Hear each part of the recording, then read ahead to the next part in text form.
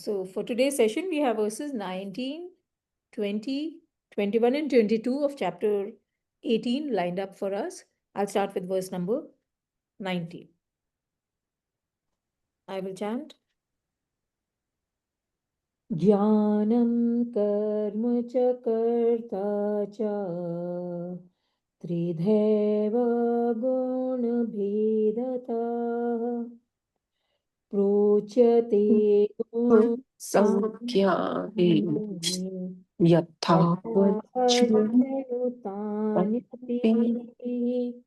So the verse translates to knowledge, action, and actor are also said to be threefold according to the distinction in gunas or qualities in the science of gunas.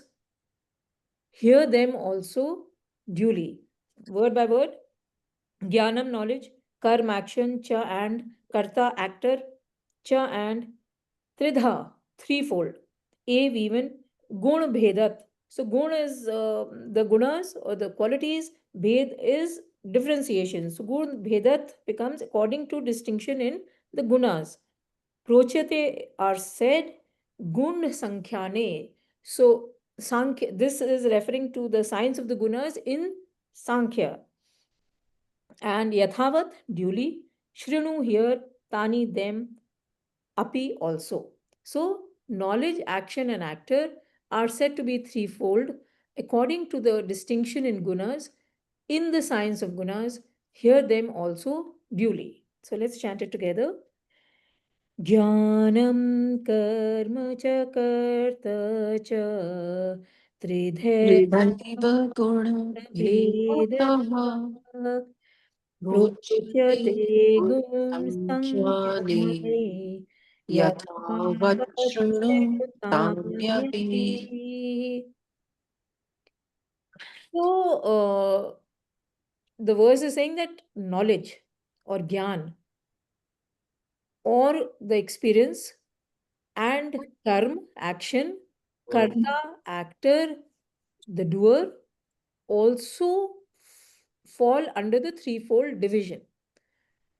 So, in short, the experience, experiencer, and the experiencing follow the threefold division.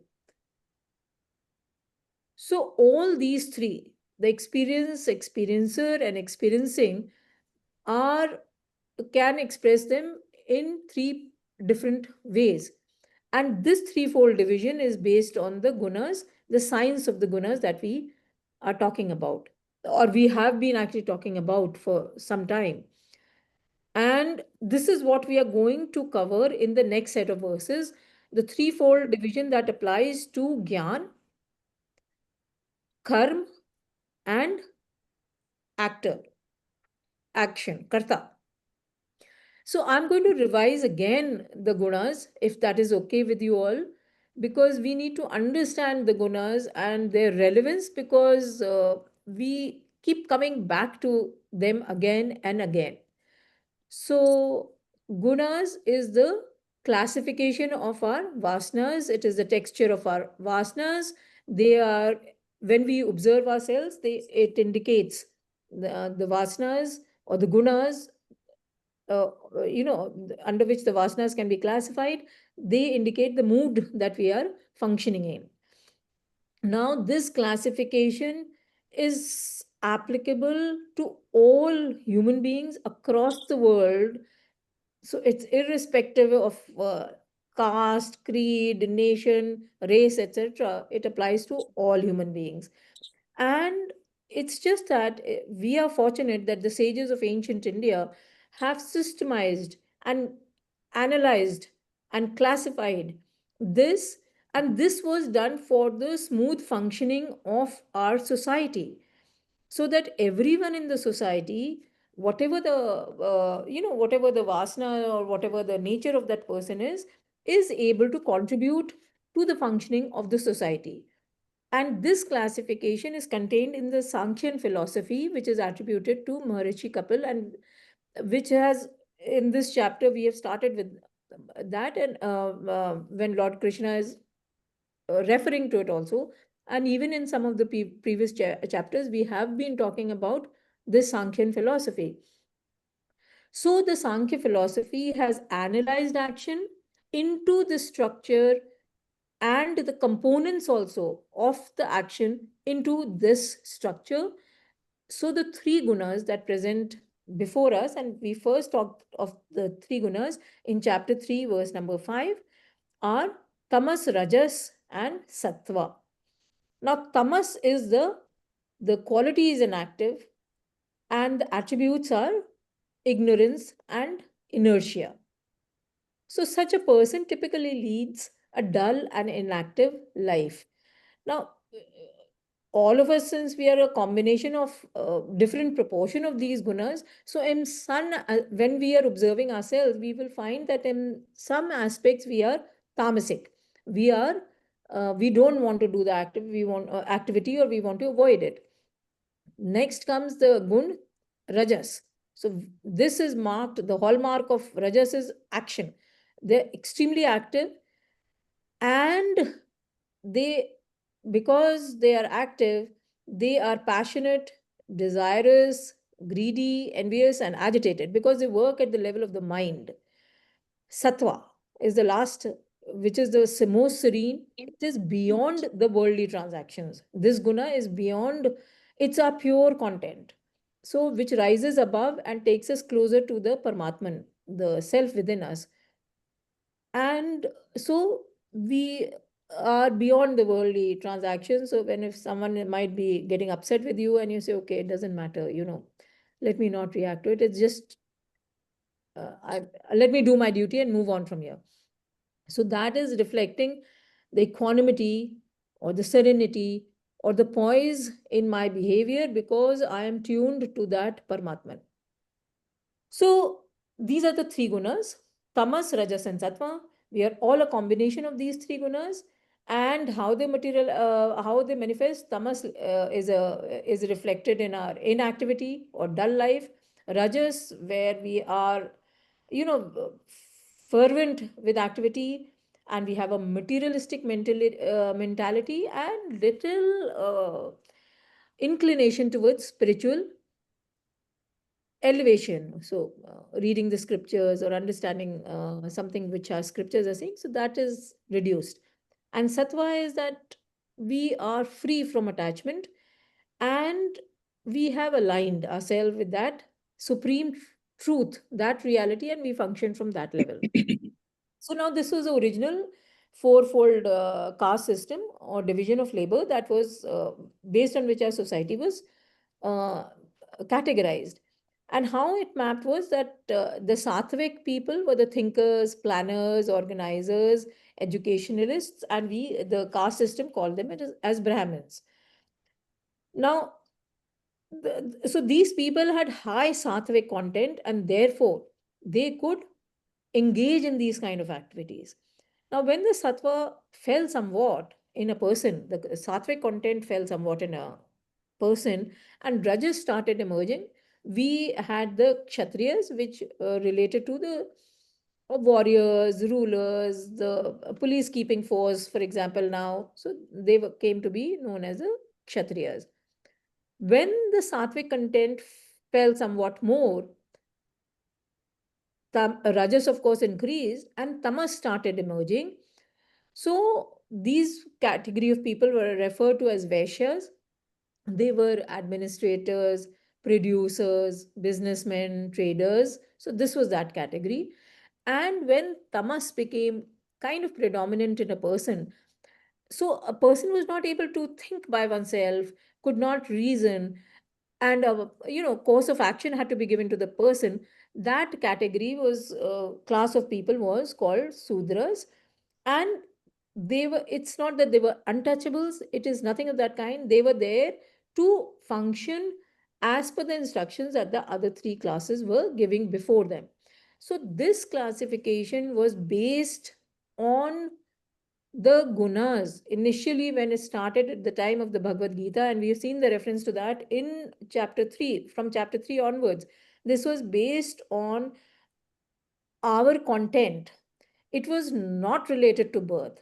over centuries, now what happened was that because to remain a Brahmin, Brahmins came as a community, became powerful, and they started enjoying certain benefits which they did not want to forego. So they linked, or the powerful sections among this didn't want to forego their benefits, so they linked it to birth. So that was an aberration, that is a distortion in the society.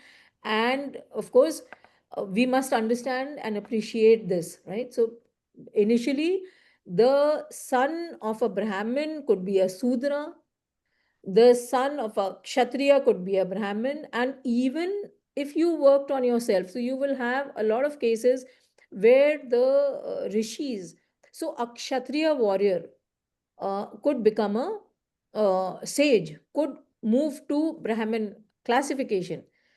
And so there, these instances are there.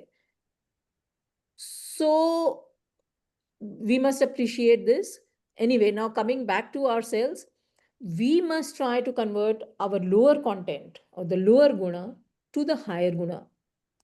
And that's why it is important for us to know where we stand exactly. And therefore, if you recollect, when we were doing chapter 3, we had done that mapping exercise of ourselves. So we have to understand ourselves and see where I'm lazy and where I'm overactive and where I am just right. And I'm sattvic, and I need to increase my sattvic content as I study my scriptures, as I proceed about in my daily life.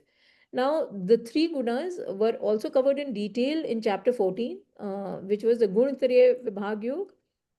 So, because the three gunas are actually in the mode of material nature. When we are talking of gunas, we are actually talking of matter. All this is in the material environment. So, and how they govern our behavior. So, we covered the distinct nature of the three gunas. I've just covered it briefly again. And how they bind us to the world and are the cause of the future births. Now, interestingly, in chapter 17, the previous chapter that we did, Shraddha Triya Bhag Yoga, so the yoga of threefold division of Shraddha, we covered how Shraddha is also of three kinds, right? Sattvic, Rajasic, and Tamasic. And from that, we also covered how the food or our intake, sacrifice, charity, and penance is also Sattvic, Rajasic, and Tamasic. So we have to understand this brilliant structure. It's so simple, just three gunas, and we are classifying. It's like a matrix we are making. So you have the three gunas, and then you are mapping on everything. So right from your Shraddha to your food, sacrifice, austerity, tap, and now we are coming to Gyan in this particular verse. Lord Krishna will explain to us Gyan. Of course, not in this verse, next set of verses, we are going to cover Gyan, Karm, and action. Karta, sorry, with respect to these three gunas. The way we perceive, interact, and respond to things and experiences. So the threefold division of experience, experiencer, and experiencing will follow. So let's move on to verse number 20. सर्वभूतेषु येनैकम् Seven, five, six, two. आत्माव्ययमीक्षते अविभक्तं विभक्तेषु तज्ज्ञानं विद्धि सात्विकम्. So that by which one sees the one indestructible reality in all beings, unseparate, inseparate, know that knowledge to be sattvic. So, sarv bhuteshu, sarv is all, bhuteshu being, so sarv bhuteshu becomes in all beings. Yen, which, by which. Ekam, one, bhavam is existence or being. Avyayam is indestructible, immutable, unchangeable. Ikshate, sees. Avibhaktam, inseparate. Vibhakti is when you divide. So avibhaktam is inseparate. Vibhakteshu, same root, vibhakti division, in the separate. Tat, that, jnanam, knowledge, vidhi, no, satvikam is satvik. So simple translation, that by which one sees the one indestructible reality in all beings, unseparate, inseparate, know that knowledge to be sattvic. So let's chant. सर्वभूतेषु येनैकं भावम् अवयमीक्षते अविभक्तं विभक्तेषु तज्ज्ञानं वेत्ति सात्विकम्. So now, having covered in the last verse, that was verse number 18, Lord had talked about the three motives or motivations or impulses to action, which were the knowledge, actor, and action. We start with the analysis of knowledge based on the three gunas. So the matrix against the three gunas continues.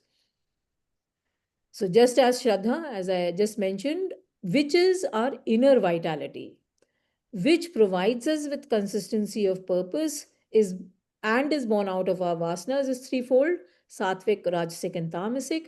So is also food, ahar.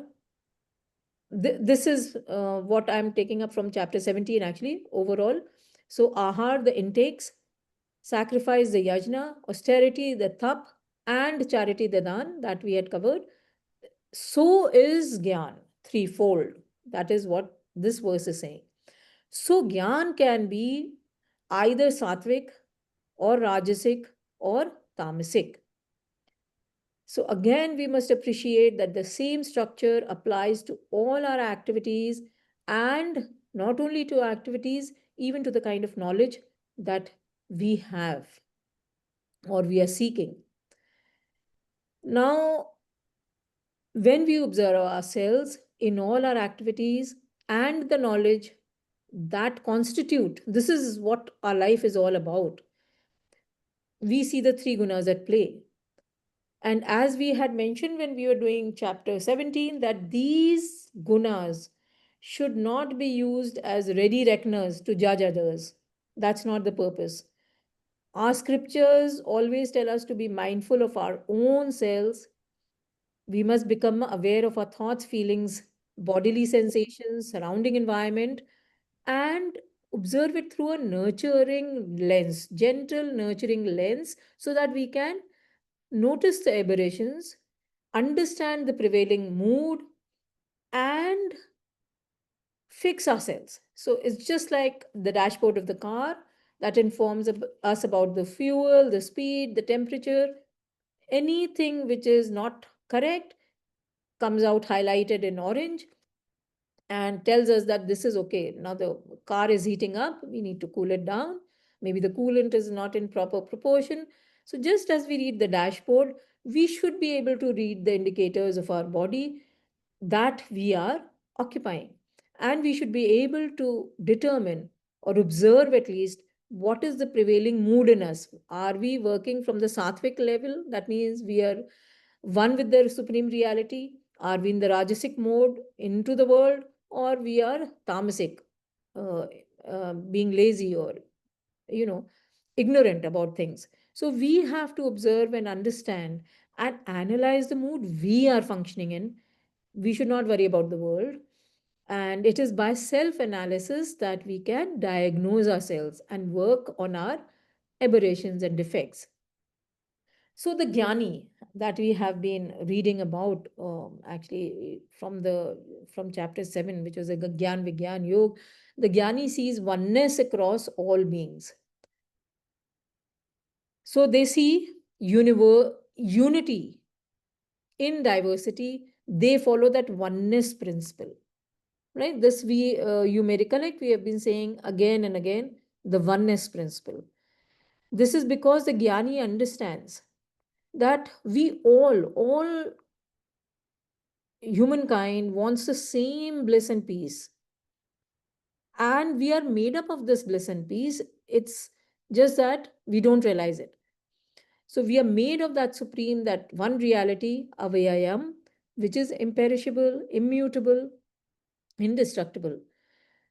And this knowledge, this kind of knowledge dawns on us when our mind is quiet and serene. So when you're sitting in by the seaside or even in your garden and you are completely at peace, and then when you look out at the birds and the trees and the plants, you realize that it's all one.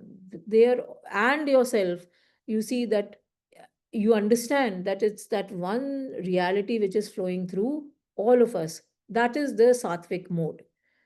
So a wise person recognizes the supreme self in all activities, in all beings and entire creation, and sees it as an expression of that Paramatman.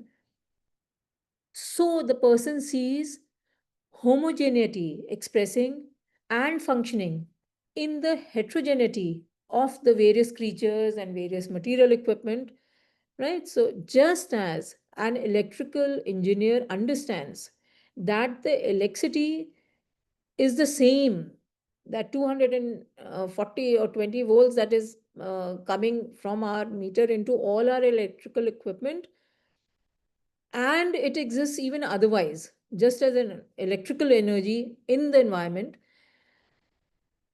So, but it manifests itself differently in different equipment. So, similarly, so in the heater, it will generate heat, in an air conditioner, it will generate coolness. Similarly, the beings are different or separate, the mechanisms are different. So, we have the plant kingdom, animal kingdom, humans, they're different. And even amongst the humans, we are so different from each other. Each individual is different.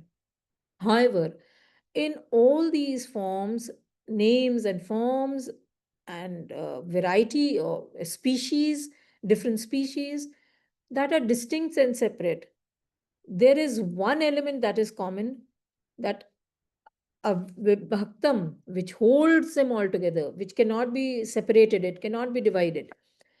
And that all pervading reality is the same. It is beyond the nationalities, races, civilizations, time periods, etc. It is there. It was always there, and it will always be there. And again, some more examples here are that oneness examples that we give, the clay, the gold, electricity, of course, I've just covered. So all or gold ornaments are made of gold.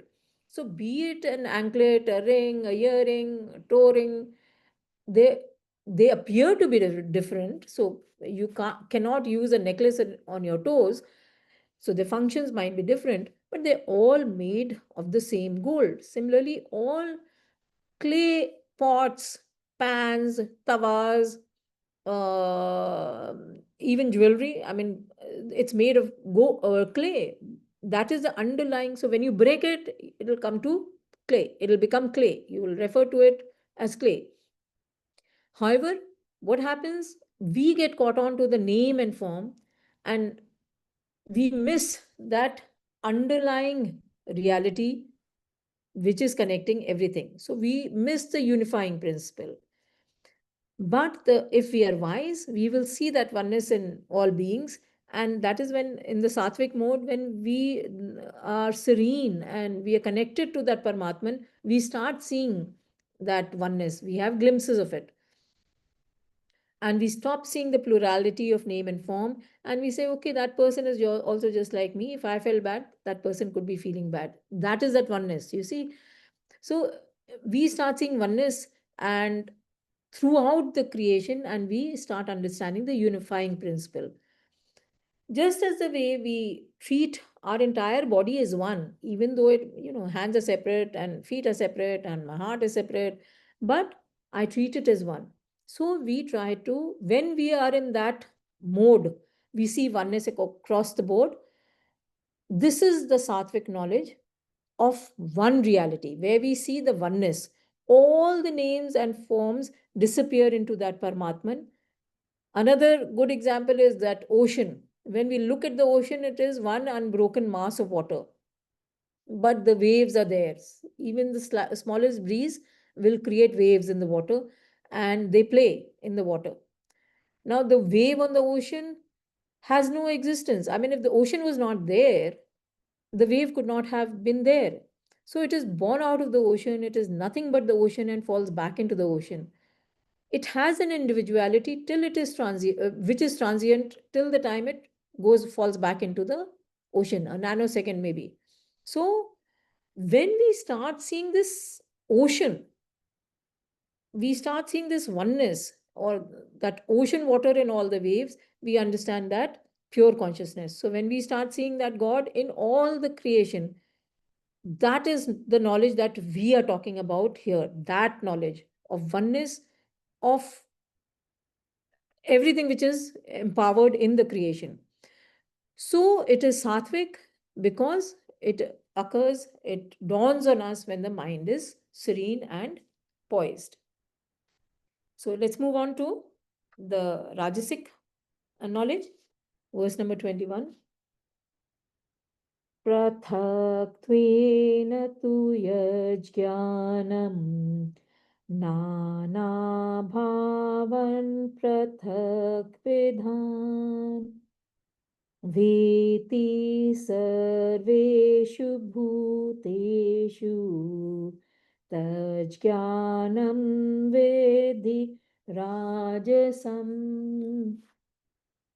But that knowledge, which by differentiation sees distinction and variety in all beings, know that knowledge to be Rajasic, word by word.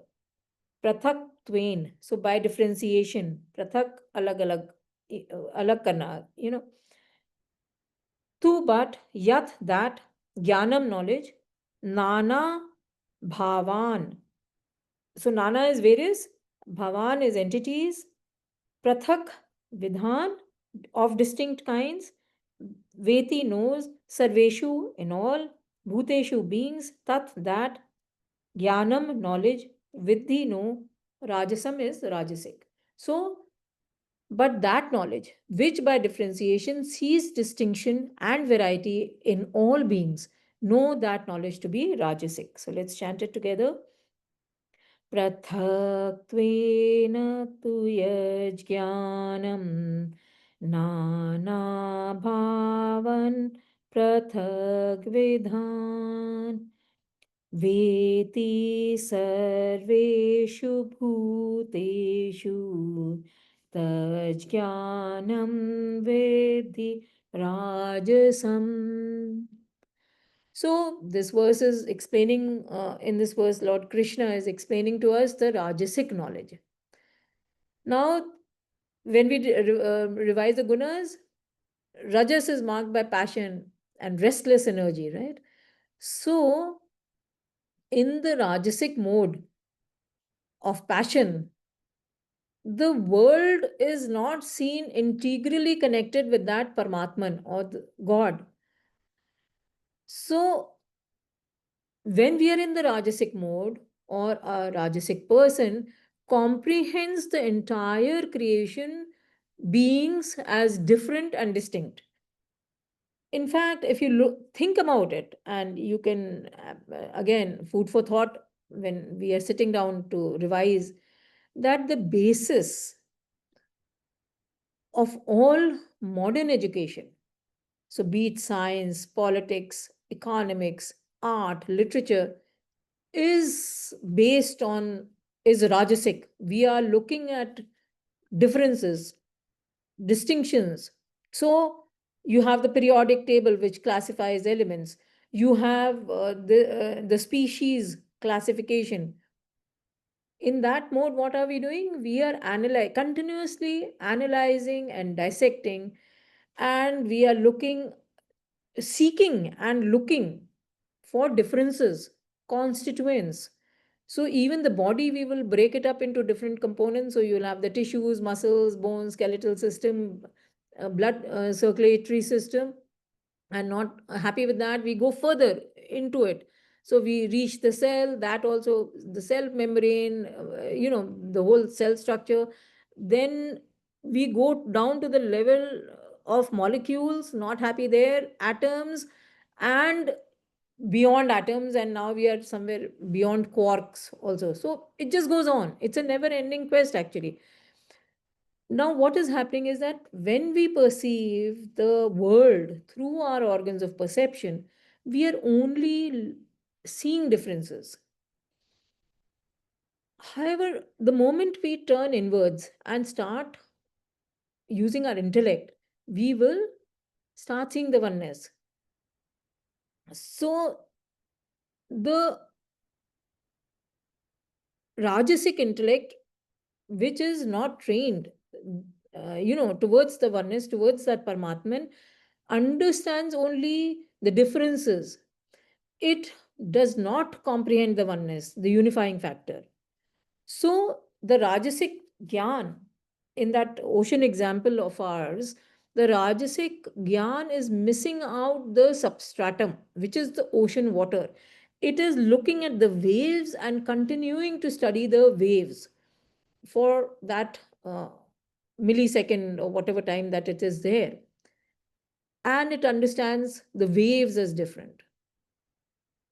So the Rajasic knowledge, it considers various entities, beings as different from one another. It sees the world as an assortment of innumerable types of different varieties, species, and such knowledge divides the creation and even the human beings along so many innumerable classifications.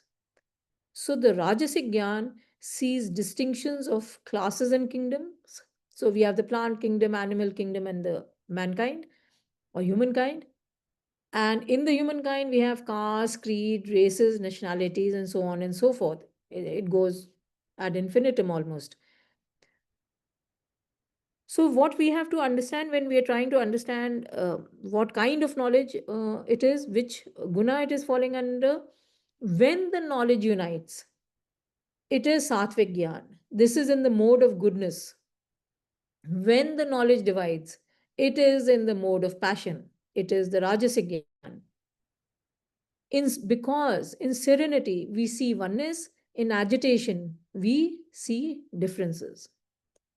Moving on to verse number 22. I will chant. यतु कृत्सन्नवदेकास्मिन् कार्ये सक्तं हेतुकम्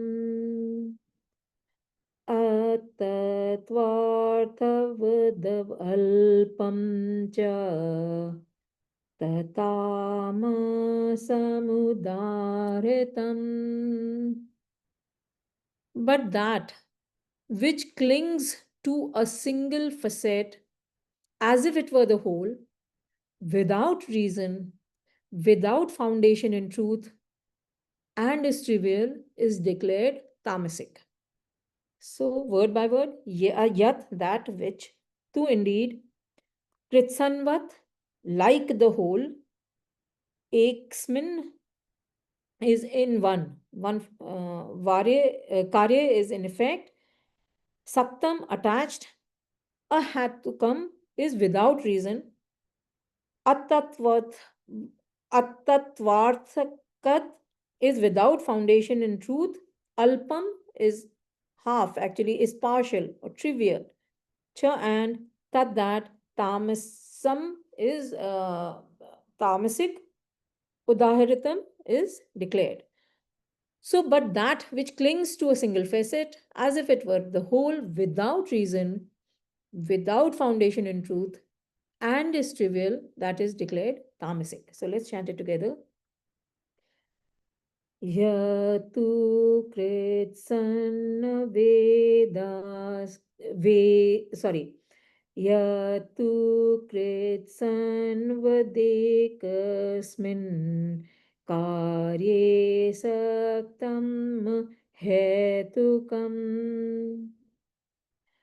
अतत्त्वार्थवदकल्पं च तथास्मसमुदाहृतम्. So now in this, please appreciate the nuances of these last three verses that we did. All right. Now in verse number 20, when we were talking about Satvik Gyan, and in verse number 21, when we were talking about Rajasic Gyan, we use the word Gyan. In this verse, the term Gyan, the word Gyan has been dropped. The previous two verses had used that. Here we are talking about Tamas.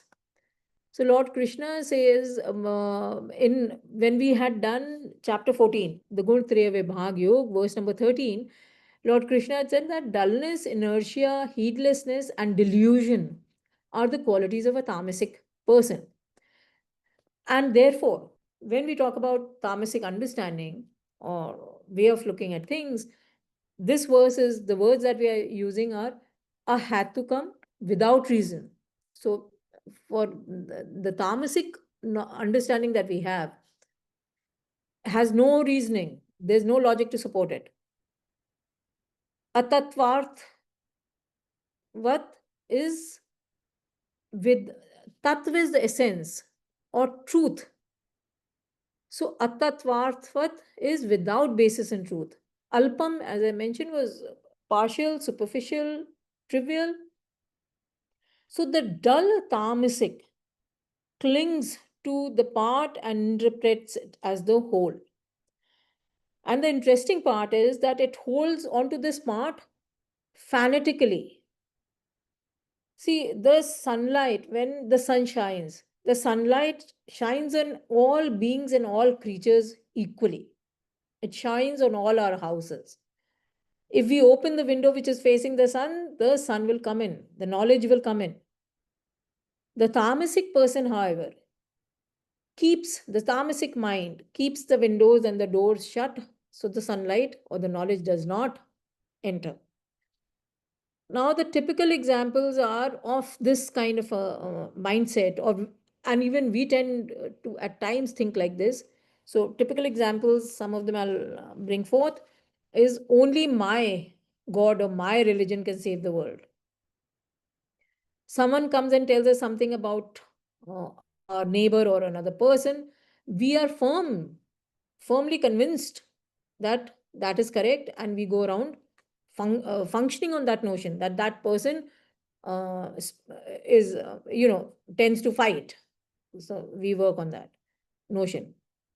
Another viewpoint is that only India exists. So this is the typical mindset of the Americans, that only America exists in the world, and they will also wonder where the other countries are there. So only my country exists in the world. So these are some typical examples. Now, when we finish with the tamasic understanding, so let's summarize that the Sattvic Gyan sees oneness as the underlying principle functioning through the entire creation. Rajasic knowledge understands the differences, the plurality of the world. And the dull tamasic clings to the part as the whole and has a very false view of the world. So now we'll like to try to explain with as we are entering these three kinds of knowledge as we enter into the festival season. So see, we go visiting friends and family during the festival season, and inevitably you're offered sweets. And the festivities in India, with a vibrant culture and religion, different religions, you're celebrating all kinds of festivals. So the sattvic person, when he or she is offered a sweet, will see the devotion which is being uh, exhibited by offering of the sweet. The Rajasic person will see, oh, this is, in my religion we offer this, or in my community we offer this. So we'll see it as a different religion, will partake of the sweet.